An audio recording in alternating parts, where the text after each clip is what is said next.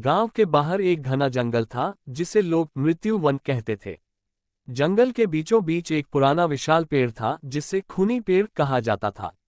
लोग कहते थे कि जो भी इस पेड़ के पास जाता वह या तो गायब हो जाता या पागल होकर लौटता। गांव में कोई भी इस पेड़ के पास जाने की हिम्मत नहीं करता था, लेकिन राहुल नाम का एक निडर युवक इन कहानियों पर विश्वास नहीं करता था। एक रात जब पूरा गांव सो रहा था, राहुल अकेले जंगल की ओर निकल पड़ा। जैसे ही राहुल जंगल में पहुंचा, उसे महसूस हुआ कि वहां अजीब सी खामोशी थी। हवा में एक अजीब सी सड़ी हुई गंध थी, लेकिन राहुल रुका नहीं। जब वह खूनी पेड़ के पास पहुंचा तो उसने देखा कि उसकी टहनियां इंसानी हाथों जैसी लग रही थीं।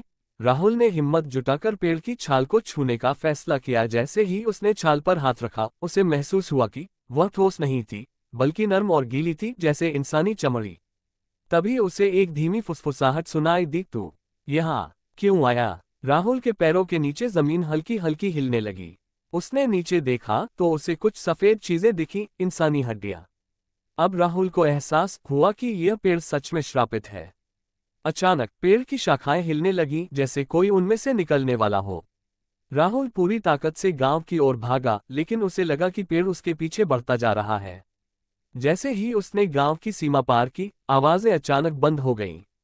अगली सुबह गांव के बुजुर्गों ने बताया कि यह श्रापित जगह थी जहां निर्दयी जमींदार गरीबों को मारकर दफना देता था।